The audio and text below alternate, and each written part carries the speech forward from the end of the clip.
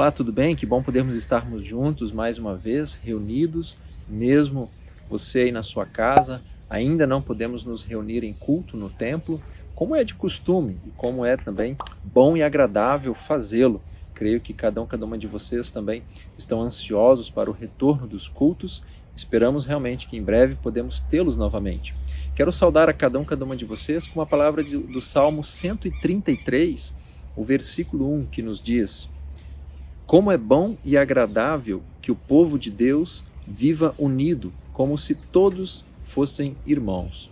Esta palavra bíblica também vai nos animar durante este mês de junho para refletirmos sobre a importância da vida em comunidade. E a vida em comunidade tem algumas facetas, algumas questões interessantes para a gente refletir.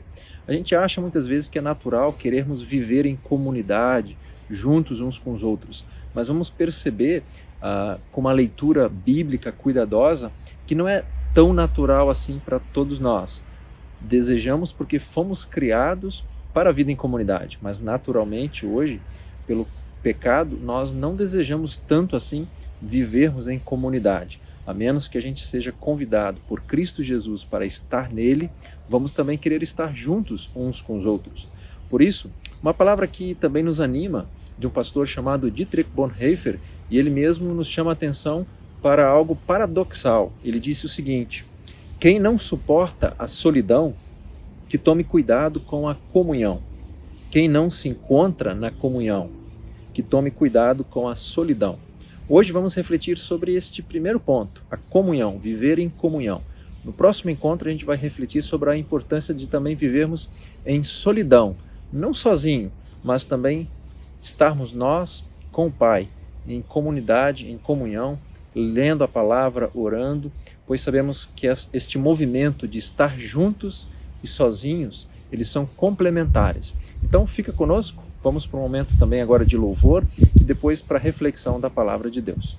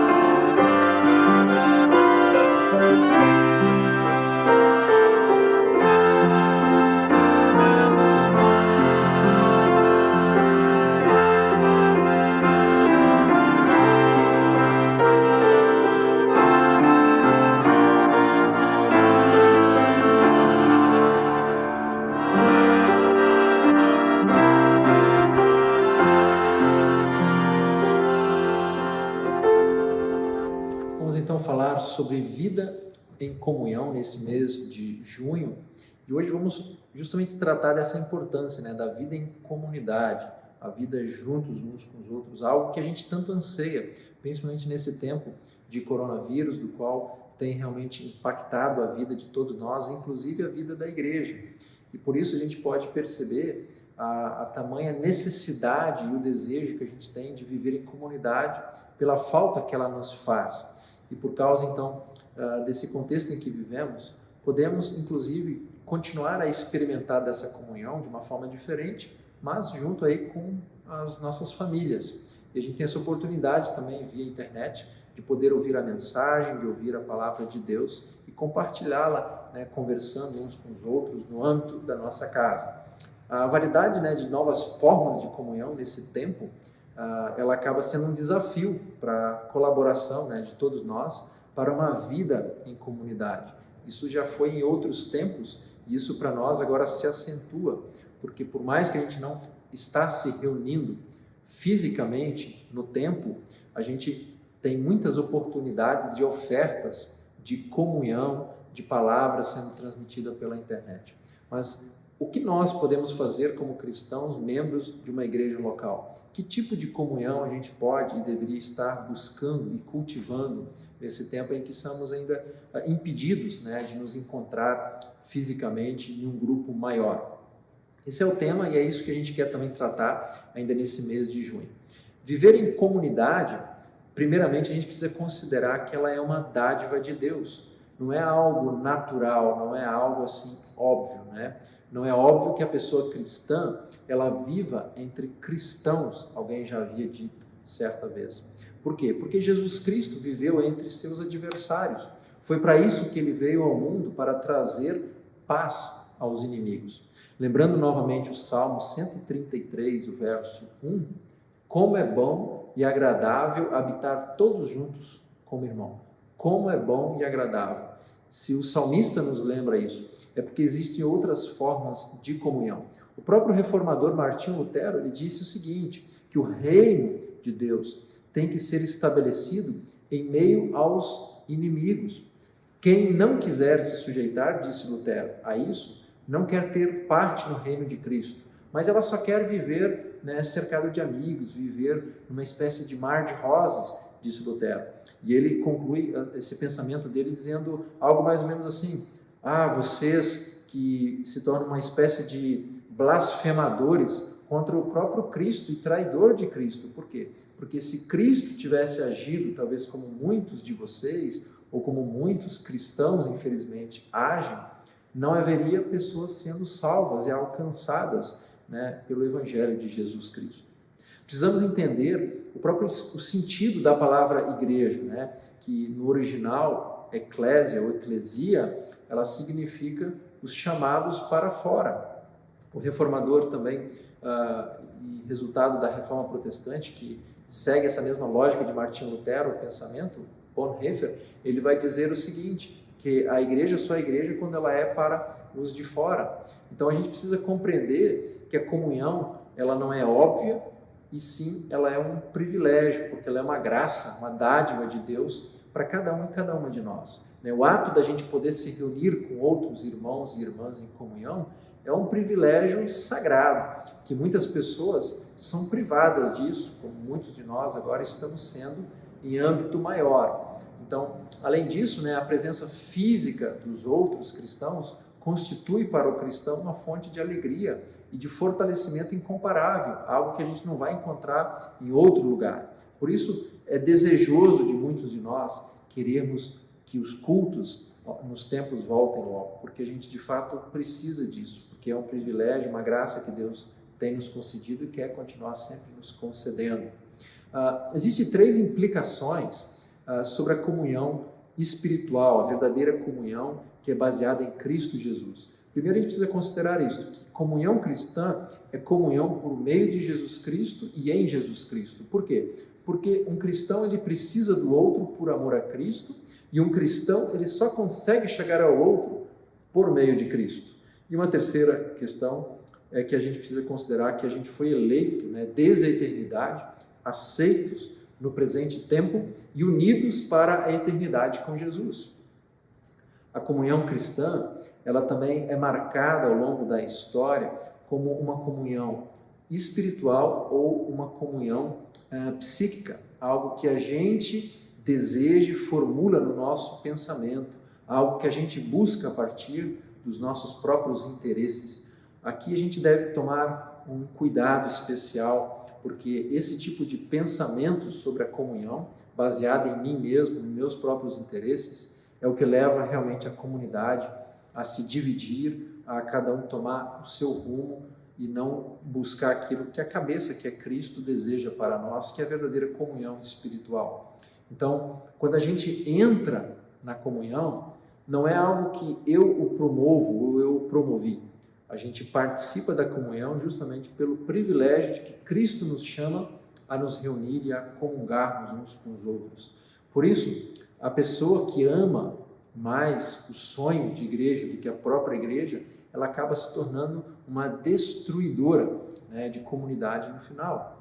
Por isso a gente precisa considerar que quanto maior a gratidão com que a gente recebe, né, todos os dias, o que nos é dado, com tanto mais certeza e regularidade, a nossa própria comunhão vai crescer dia após dia, conforme a boa vontade de Deus. Parafraseando essa forma de pensar a igreja de forma espiritual ou psíquica, né, ou uma igreja ideal, né, vamos pensar essas duas realidades, né, igreja real e ideal. Né, a gente acaba transitando entre esses dois muitas vezes e caindo sempre para o lado da igreja ideal. A gente idealiza uma igreja e acaba atacando a igreja real com os nossos sonhos, nossos desejos e preferências. E Bonhoeffer vai falar o seguinte sobre isso, né? A desilusão com a igreja local é uma coisa boa porque destrói a nossa falsa expectativa de perfeição. A igreja ela não é perfeita, ela nunca foi perfeita. Ela é chamada a se tornar santa dia após dia, né? A se preparar para o encontro de Jesus Cristo quando Ele voltar. Então, aquele que ama o sonho de comunidade mais do que a comunidade cristã vai realmente se tornar um destruidor no final.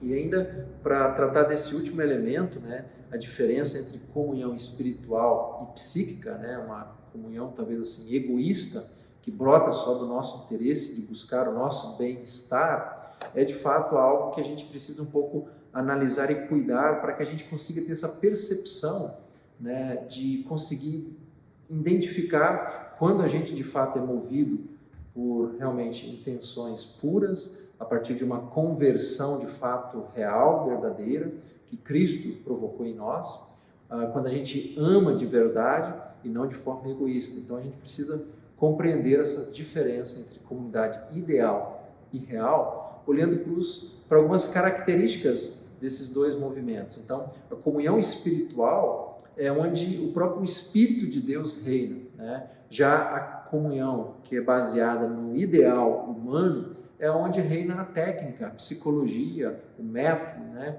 Ao contrário, a comunhão espiritual ela é movida pelo amor baseada no serviço abnegado, né? Um amor como Jesus amou.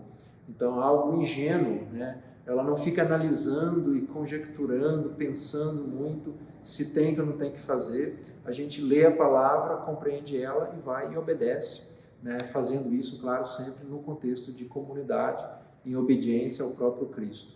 Ao contrário, a gente vai percebendo que uma conversão, né, por exemplo, egoísta, que vai contra a lógica de uma comunidade real, ela justamente faz exigências. Elas querem, né, essas pessoas vão querer que tudo seja feito para o seu agrado, para o seu bem-estar, no seu tempo, como elas desejam. Por isso, o amor egoísta, ela ama outra pessoa por amor a si mesmo, não por causa do amor de Cristo. Já o amor espiritual e verdadeiro ama outra pessoa por causa do amor de Cristo no coração dela. O amor espiritual, ela não deseja, mas ela serve. Ele ama o inimigo como um irmão. Ele não nasce nem do irmão, nem do inimigo, mas de Cristo e de sua palavra. O amor espiritual reconhece, né, a verdadeira imagem do outro a partir de Cristo. A imagem que Cristo cunhou e ainda quer cunhar, né, quer formar em cada uma de nós. É uma questão, inclusive, de sobrevivência para qualquer igreja, né, trazer à luz, a seu tempo, a capacidade de discernir entre comunhão ideal e comunhão egoísta, né, a diferença entre essas duas formas de comunhão. Estamos, de fato, né, abraçando a comunhão que nos foi prometida ou estamos apenas lutando por um ideal? A gente precisa se fazer essa pergunta de tempos em tempos. O que nos motiva, né, a estar e querer estar em comunidade? Estou lá para querer servir, prestar realmente o meu tempo, meu tesouro, meu talento ao serviço do reino de Deus, junto com outros cristãos? Ou eu estou lá para usufruir, para ser beneficiado com algo que a igreja possa me dar? A gente precisa sempre pensar nisso. Por isso, devemos cuidar com o espírito ainda seletivo, muitas vezes, no meio, né, de nós cristãos. Porque quando a gente exclui alguém fraco, ou quando o fraco despreza talvez o mais forte na fé, conforme Romanos 13, a gente justamente está provavelmente excluindo o próprio Cristo no outro, porque nós nos achegamos uns aos outros em comunhão através de Cristo, nunca diretamente. A gente precisa considerar esse fator importantíssimo na comunhão cristã, que nós só conseguimos estar ligados uns com os outros através de Cristo, nunca diretamente. Então, não é a experiência da comunhão cristã que nos mantém unidos no primeiro momento, mas é a fé firme e segura na comunhão espiritual. Estamos unidos na fé, não na esperança. Repito, estamos unidos na fé, não na experiência que a gente cultiva. Não que ela não seja importante, a experiência é muito importante, mas ela deve ser gerada, mantida por meio da fé em Cristo Jesus e através dele. Por isso que Deus nos abençoe e Ele continue assim a nos unir, mesmo ainda não podendo nos reunir, mas que a nossa união seja preservada por meio do Pai, Filho e do Espírito Santo, que são um. Que possamos também todos ser uns no Senhor. Amém.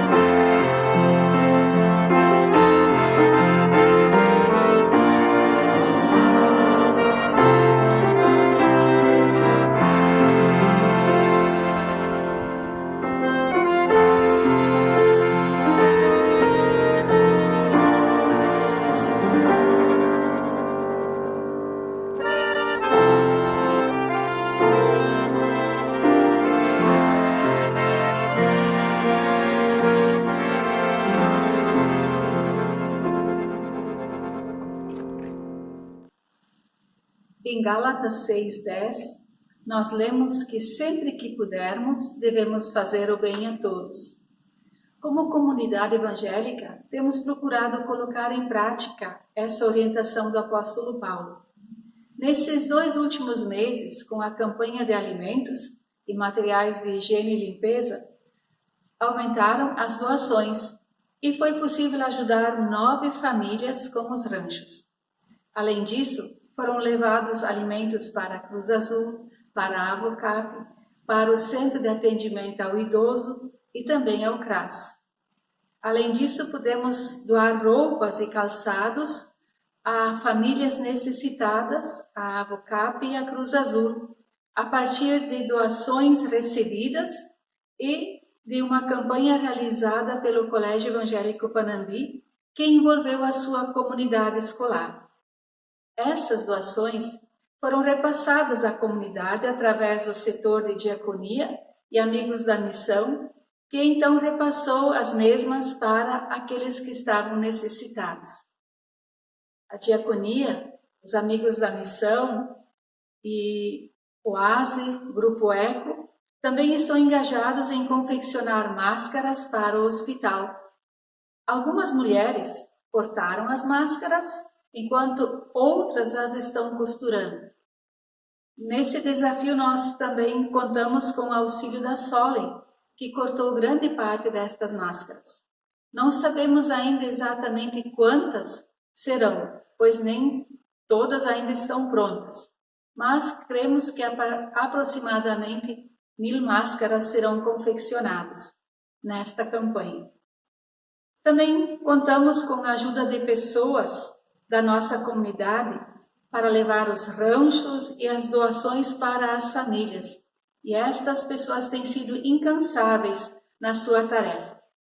Temos muito a agradecer a todas as pessoas que estão participando do movimento da nossa comunidade para estendermos a mão às famílias e entidades do nosso município que precisam de ajuda, principalmente nesta época de pandemia.